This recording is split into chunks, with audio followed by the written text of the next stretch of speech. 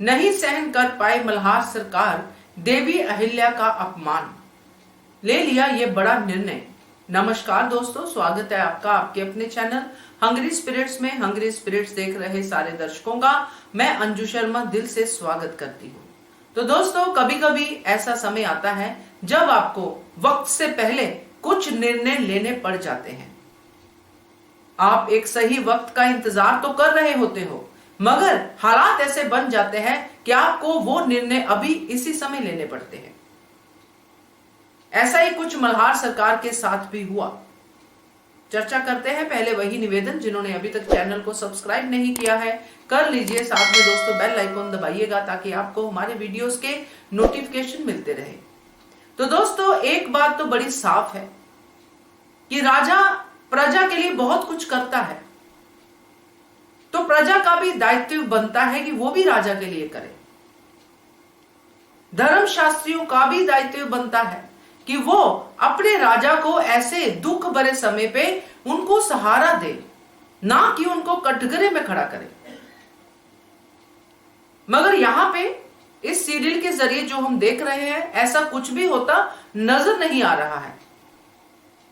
जहां खंडेराव की मृत्यु का सोग मनाया जा रहा है पूरे मालवा में, वही खंडेराव के वाड़े में, खंडेराव के घर पे पहुंच के इतना हो हल्ला मचाया जा रहा है, इतने सवाल जवाब किए जा रहे हैं खंडेराव के परिवार से, खंडेराव की पत्नी से। तो क्या छोटे सूबेदार जिनकी इतनी वाहवाही कर रहे हैं ये लोग, उनकी आत्मा खुश होगी ऐसे सवालों से? क्या उनकी आत्मा खुश होगी जब उनके बाबा साहिब इस तरह बैठे होंगे और बाकी लोग यहां पे बैठ के उनसे सवाल जवाब कर रहे होंगे? बिल्कुल नहीं होगी। मगर इतनी समझ ये अहंकारी समाज में नहीं होती है।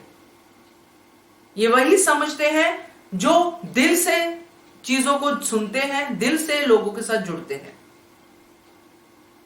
तो ये जब हम बात देखते हैं, आचार्य जी जो महंत जी आए हुए हैं, जो सोग मनाने के लिए आए हैं, दरअसल वो सोग मनाने नहीं आए हैं, वो ये बात करने आए हैं कि देवी अहिल्या सती क्यों नहीं हुई, धर्म का अपमान कैसे कर दिया, पापिन कैसे बन गई, ये बात करने आए हैं।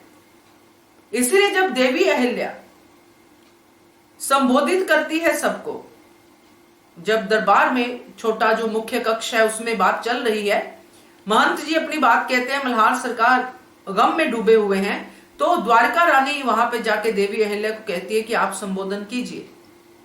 पहली बात तो यहां पे मुझे इस बात की हैरानी हुई कि द्वारका रानी खुद क्यों नहीं कर रही है संबोधन, या गौतमा रानी क्यों नहीं कर रही है? गौतमा रानी पटरानी है, द्वारका रानी तो राजमाता बनने के सपने देख रही है और रानी है,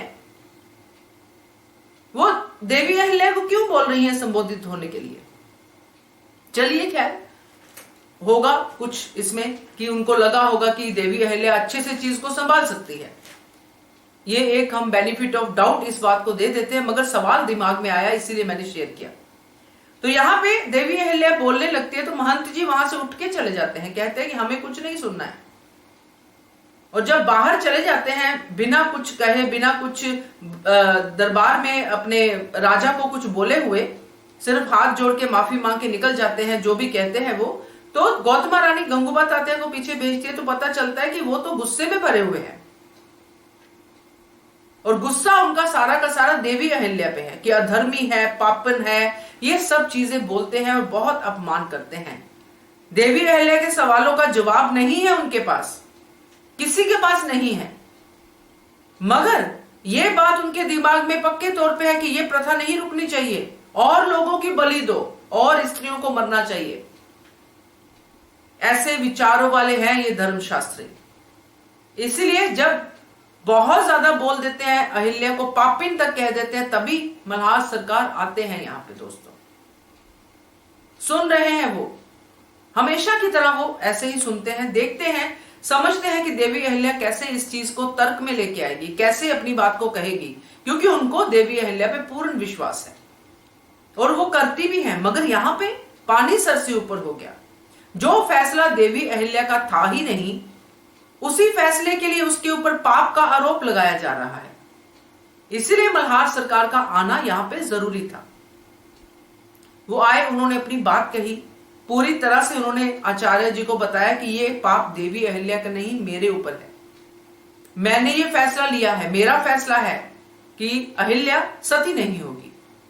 और जो देवी अहिल्या ने कहा वो भी सच है कि जब परिवार के साथ पूरे शादी के बाद परिवार जुड़ता है तो परिवार के लिए क्यों नहीं जिंदा रहा जा सकता। तो इस तरह की बातें होती हैं और अंत में वो निर्णय आता है। जो निर्णय कुछ दिनों बाद आना था वो तभी का तभी मल्हार सरकार को कहना पड़ेगा।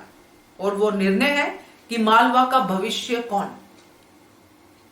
मल्हार सरकार का मन तो देवी अहिल्या को सीधा सीधा बनाने का है, मालवा का भविष्य, क्योंकि वही है, इसलिए उन्होंने उनको बचाया है। मगर यहां पे मालवा का भविष्य बनेंगे माल्य राव, और माल्य राव का भविष्य बनेगी देवी अहिल्या। जब तक माल्य राव अपने तरीके से चीजों को हैंडल करने के लायक नहीं होते हैं, तब तक देवी अहिल्या ही उनका मार्गदर्शन करेंगी, जैसे खंडे राव का करती आई थी। खंडे राव की सक्सेसफुल जर्नी में देवी अहिल्या का बहुत बड़ा हाथ था। ऐसे सब शब्दों के साथ मल्हार सरकार को यह निर्णय यहां पे कहना पड़ेगा, क्योंकि इस निर्णय के बिना ये प्रजा शांत होकर जाने वाली नहीं है। और आचार्य जी के साथ उन्होंने जो सीधी टक्कर ली है वो टक्कर भी ऐसे हल्के में नहीं जाएगी, क्योंकि एक बात आचार्य जी को समझानी जरूरी भी है, क्योंकि जब ये निर्णय लिया गया था देवी अहिल्या सती नहीं होगी, उस समय पेशवा सरकार भी थे वहां पे। तो जब इतने बड़े बड़े दिग्गज थे वहां पे, तब ये निर्णय एक्सेप्ट हो गया। तो अब धर्म के ये शास्त्री क्या शोर मचा रहे हैं, ये सब बातों की भी चर्चा आगे आने वाले समय में हो सकती है दोस्तों। मगर फिलहाल ये अच्छा लगा। पूरा परिवार देवी अहिल्या की तरफ, जो पहले कम ही देखने को मिलता था, जिसमें द्वारका रानी अलग ही अपना शोर मचाती नजर आती थी, मगर अब वो भी देवी अहिल्या के साथ खड़ी है और समाज एक तरफ। तो दोस्तों ये जो अब हम आगे देखने वाले हैं उसमें काफी कुछ हमें सीखने को भी मिलेगा, और हमें यह भी समझने को मिलेगा कि हमें जिंदगी में सही के साथ कैसे चलना है। अगर हम सही हैं तो डरना नहीं है, अपने रास्ते पे चलते रहना है समझदारी के साथ।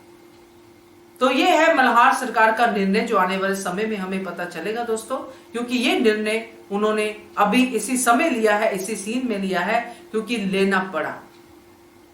क्या कहना है आप इसके बारे में कमेंट करके बताइएगा। देखते रहिए channel Hungry Spirits. Thank you so much. Subscribe to our channel by clicking the subscribe button. Click the bell button and enjoy the latest uploads from our channel.